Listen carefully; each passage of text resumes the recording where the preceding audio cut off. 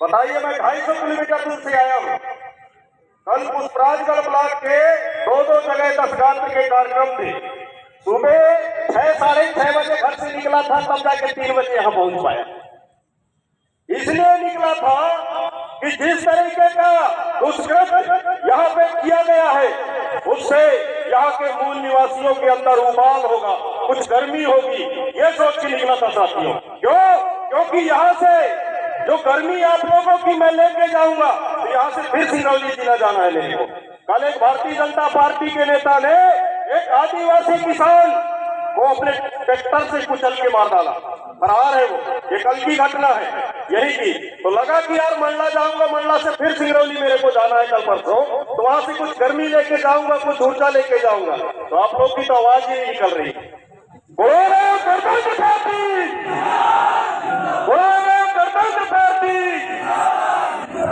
साथियों, सर्वप्रथम मैं गुरुवाना की इस पावन धनधारा को नतमस्तक सेवा जोहार करते हुए आप सभी जो जनगण मन के अधिनायक हैं और इस भारत के भाग्य को लिखने वाले भाग्य विधाता है आप लोग, गुरुवाना के राजकुमार राजकुमारियां जो इस देश के, इस प्रदेश के भाग्य को लिखने वाले आप सभी लोगों के चरणों में मेरा नतमस्तक सेवा जोहार पहुंचे। मंचासीन गुरुवाना समग्र विकास क्रांति आंदोलन से जुड़े हुए दादा हीरा सिंह मरकाम जी के विचारों को दिन रात बिना थके अथक परिश्रम करके पूरे मध्य भारत में जो बिखेरने का काम कर रहे हैं, वो समस्त कार्यकर्ताओं को यथायोग उनकी चरणों में अनिल ध्रुवे का नतमस्तक सेवा जोहार पहुंचे। आज इस पिंडरी नगर के जितने व्यापारी बंधु हैं, उन सभी साथियों को गुरुवाना गणतंत्र पार्टी की तरफ से हार्दिक हार्दिक वंदन अभिनंदन पहुंचे।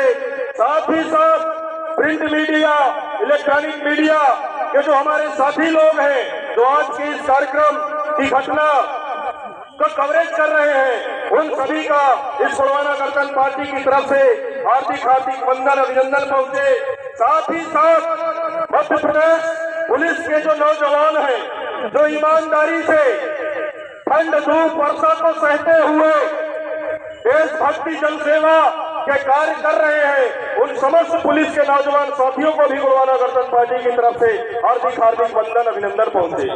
साथ ही साथ इस पूरे मंडला जिले में अवैध रेत की चोरी करवाने वाले, अवैध शराब को बिकवाने वाले पुलिस वालों को भी गुरुवाना गणतंत्र पार्टी की तरफ से, इस मंच की तरफ से हार्दिक हार्दिक वंदन अभिनंदन पहुंचे।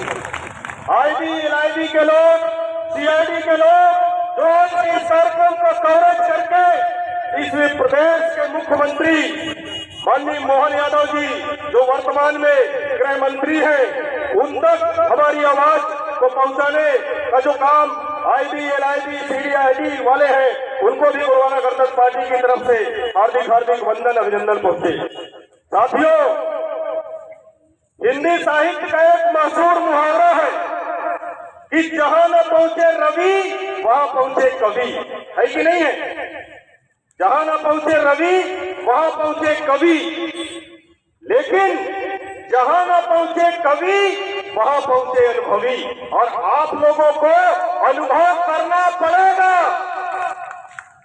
आप लोगों को अनुभव करना पड़ेगा कि आज पूरे देश के अंदर संवैधानिक रूप से अगर कोई सबसे ज्यादा मजबूत है तो यहाँ का मूल निवासी समुदाय है कि नहीं, ये बताइए। संविधान ने सबसे ज्यादा ताकत यहाँ के मूल निवासी समुदाय को दिया है कि नहीं है? दिया है ना।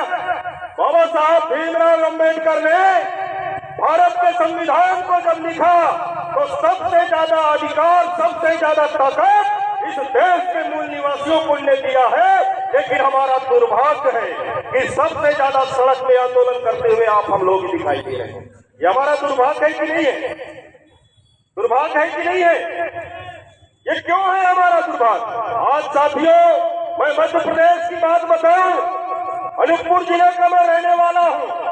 23 तारीख को वहां एक आदिवासी समाज की बच्ची के साथ में दुष्कर्म होता है।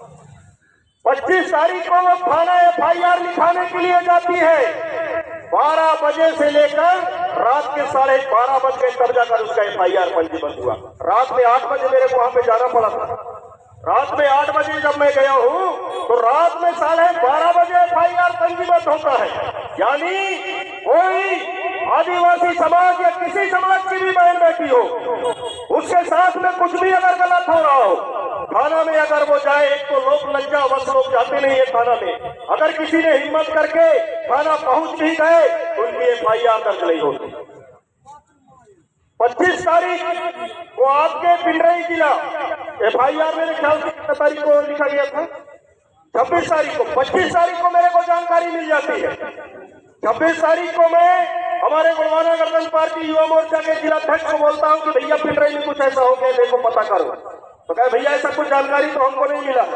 यानी अंदाजा लगाइए कि लोग उस मामला को दबाने में कितनी पुरजोर प्रयास कर रहे थे कि नहीं कर रहे थे, कर रहे थे कि नहीं कर रहे थे, इसके दबाव में कर रहे थे, इसके सह पे कर रहे थे। इस चीज को हमको समझना पड़ेगा साथियों। एक कहावत है कि जीवन की वह क्या आशा, जीवन की वह क्या आशा, जब रक्षक ही भक्षक बन जाए और बागड़ खेत को खाए तो फसल कहां से लहराए। अगर बागड़ फसल को ही खाने लगे तो क्या फसल लहरा सकती है, खेत लहरा सकता है। इस पुलिस विभाग को ईमानदारी से देशभक्ति और जन रक्षा के कहावत को चरितार्थ करना था। उसको तो हम देख रहे हैं पूरे मंडला में अवैध शराब बेचवाने का काम पुलिस कर रही है, कर रही नहीं कर रही है, कर रही है कि नहीं कर रही है, जगह जगह रोक रेत अवैध रेत की चोरी का काम पुलिस विभाग कर रही है कि नहीं कर रही है, क्यों कर रही है। इस चीज पे हमको अपना दिमाग लगाना पड़ेगा साथियों। इस चीज के बारे में हमको चिंतन मंथन करना पड़ेगा। इस मध्य भारत के अंदर गुणवाना आंदोलन के चलते एक जागरूकता आई है कि नहीं आई है, बताइए। पीली क्रांति फैली है कि नहीं फैली है। लोग अपने हक अधिकार के बारे में सड़कों में उतरने के लिए तैयार हुए हैं कि नहीं हुए हैं। जागरूकता आई है, इसका मतलब आई है नहीं आई है। लेकिन इतनी ज्यादा जागरूकता आ गई है कि गांव गांव में अलग अलग संगठन बन गए। गांव गांव में गुणवाना के शेर है कि नहीं है, जिलों में है, ब्लॉकों में है, गांव टोला मोहल्ला में शेर हो गए। इतनी जागरूकता आ गई है कि नहीं आई। लेकिन जो ये शेर है, ये शेर आपस में लड़ते हैं साथियों, इसलिए लकड़बग्घे लोग राज कर रहे हैं। इस जागरूकता के आने के बाद जो गुणवाना का युवा पीढ़ी है, इस मूल निवासी समुदाय का जो युवा वर्ग है, वे आपस में ही कहीं न कहीं लड़ रहे हैं, इसलिए लकड़बग्घे लोग राज कर रहे हैं। इस चीज को हमको सोचना पड़ेगा, समझना पड़ेगा। राजनीति के महान रसायन शास्त्री मान्यवर काशीराम जी ने कहा था कि आपके बहन बेटियों के ऊपर बलात्कार होंगे, आपके ऊपर अन्याय अत्याचार होगा, आप लोग क्या करोगे। ऐसे ही हम जैसे बैठे हैं अभी ना न्याय मांगने के लिए, वैसे ही बैठेंगे। ये सिलसिला कब तक चलेगा बताइए आप, कब तक चलेगा ये सिलसिला।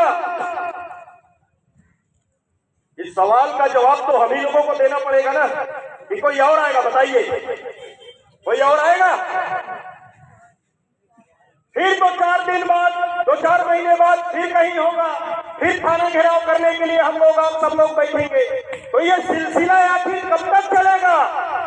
तो वहां पे माननीय काशीराम जी ने कहा था कि जिस समाज की सत्ता होती है उस समाज के हक अधिकार को कोई नहीं छीन सकता। तो अंदाजा लगाइए आपकी सत्ता है क्या। अगर आपकी सत्ता होती, जिस सत्ता की कुर्सी पे आपने जिन लोगों को बैठाया है, जिनको मंत्री मिनिस्टर बनाया है, अगर आपके साथ खड़े होते तो क्या आपके साथ में ऐसा होता, कभी ऐसा होता। तो अंदाजा लगा लीजिए कि आपने चुनके जिनको भेजा है वो किनके साथ खड़े। अगर वो आपके साथ, अपने समाज के साथ ईमानदारी से खड़े होते तो यहाँ के मूल निवासी समुदाय की तरफ क्या कोई बुरी नजर उठा के देख सकता था, बताइए क्या देख सकता था। तो साथियों, मेरा कहने का आशय ये है कि गोंडवाना का जो मूल निवासी समुदाय है, ये समुदाय जिस दिन राजनैतिक स्वाभिमान की बात को समझ जाएगा, जिस दिन राजनीतिक तौर से वो स्वाभिमानी हो जाएगा, उस दिन उसके हक अधिकार को दुनिया की कोई ताकत नहीं छीन सकती। साथियों, बातें बहुत ज्यादा है। हम तो इस मंच के माध्यम से, और खासकर मैं जानता हूं कि हमारी आवाज किसके माध्यम से जाएगी, तो जो LIB के साथी है, IB के जो साथी है, उन साथियों से हमारा विशेष रिक्वेस्ट है इस मंच के माध्यम से कि आप लोग हमारी आवाज को कैद करिए और इस प्रदेश के और इस देश के जो गृह मंत्री हैं, एक हमारे मध्य प्रदेश के सम्माननीय मोहन यादव जी और देश के गृह मंत्री माननीय अमित शाह जी, वहां तक हमारी आवाज को पहुंचा दीजिए और उनको बता दीजिए कि ये हिंदू और मुसलमान के नाम पे देश के अंदर कोई नफरत का बीज बो करके वोटों की फसल को काटने का काम करते हैं, वो बंद करें और ईमानदारी से उनका जो काम है उस काम को करें। अगर मध्य भारत के अंदर मूल निवासी समुदाय की बहन बेटियों के साथ में गलत होगा, यहाँ के मूल निवासियों के ऊपर अन्याय अत्याचार होगा, तो हम वो लोग हैं जो अंग्रेजों से नहीं डरे जब संविधान नहीं। अब तो संविधान बन गया है ना, उस समय संविधान नहीं बना था तो उनसे हम नहीं डरे थे जिनके राज में सूरज नहीं डूबता रहा और लहू नहीं सूखता रहा। उन अंग्रेजों से हम नहीं डरे, वे काले अंग्रेजों से हम डरने वाले नहीं। और जिस दिन औकात में आ गए, यहाँ का जो मूल निवासी समुदाय है ये जैन समाज से भी ज्यादा अहिंसक है, बहुत ज्यादा हिंसक है। लेकिन अगर दिमाग को घूम गया तो 4 पैर वाले को जंगल में खदेड़ के मारता है तो 2 पैर वाले की सेक के खेला। तो ये हमको हमारी औकात में आने न चले। जिस तरीके से आपने कानून की प्रतिष्ठा की बात की थी, इसी पिंडरई के बगल में भैंसवाही गांव में बुलडोजर चला था ना, मोहन यादव जी, बुलडोजर का टायर पंचर हो गया है क्या? बताइए, हमारे मुस्लिम भाई लोग टायर पंचर बनाए करते हम बनवा देंगे, टायर पंचर बनवा देंगे हम। बुलडोजर में डीजल ना होगा, डीजल की भी व्यवस्था कर देंगे। और अगर ऑपरेटर ना हो तो वो भी बताओ, हम खुद चलाने के लिए तैयार हैं, लेकिन बुलडोजर तो चलेगा। इस तरीके से आज पश्चिम बंगाल में पूरा भारतीय जनता पार्टी के नेता मगरमच्छी आंसू बहा रहे हैं। इस देश की माननीय राष्ट्रपति महोदया तक बोल रही है कि नहीं, बहुत ज्यादा हो गया, अब बस कुछ नहीं करके। तो मध्य प्रदेश में क्या हो रहा है भैया?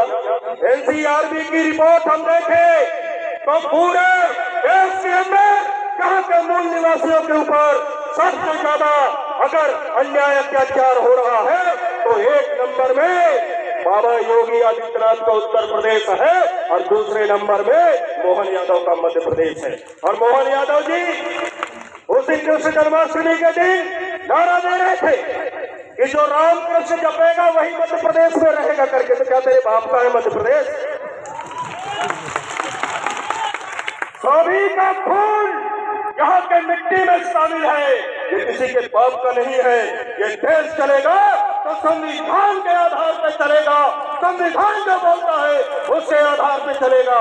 ये नागपुर के जो संतरे लोग हैं उनके इशारे पे आज मध्य प्रदेश, एक तरफ भारतीय जनता पार्टी बोलती है कि अमृतकाल चल रहा है, और ये कैसा अमृतकाल है जहाँ के अमृत मंथन में सिर्फ हलाहल जहर निकल रहा है और उसको यहाँ का मात्र मूल निवासी समुदाय पीने को मजबूर है। ये सोचना पड़ेगा साथियों, और डट के लड़ना पड़ेगा, क्योंकि आने वाला समय बहुत ही भयावह है। मैं तो 2020 के बाद गोंडवाना राज संकल्प यात्रा के माध्यम से लगातार 4 वर्षों तक इस मंडला जिले के 9 विकास खंडों को नापा हूं, देखा हूं, समझा हूं। अब समझ में आ रहा है 9 अगस्त को विश्व आदिवासी दिवस मनाते हैं हम लोग, हमारा समाज, और 10 अगस्त को रात के 1:30 बजे आपके मंडला कलेक्टर का ट्रांसफर हो जाता है ना। डिंडौरी जिले के कलेक्टर का ट्रांसफर हो जाता है और जिस जिले का मैं रहने वाला हूँ अनूपपुर जिला, वहां के कलेक्टर का भी ट्रांसफर हो जाता है। लोग नहीं समझ पा रहे हैं कि ये 3 कलेक्टरों का ट्रांसफर क्यों हो गया। इसलिए मैंने शुरू में ही कहा था कि जहां न पहुंचे रवि वहां पहुंचे कवि, और जहां न पहुंचे कवि वहां पहुंचे अनुभवी।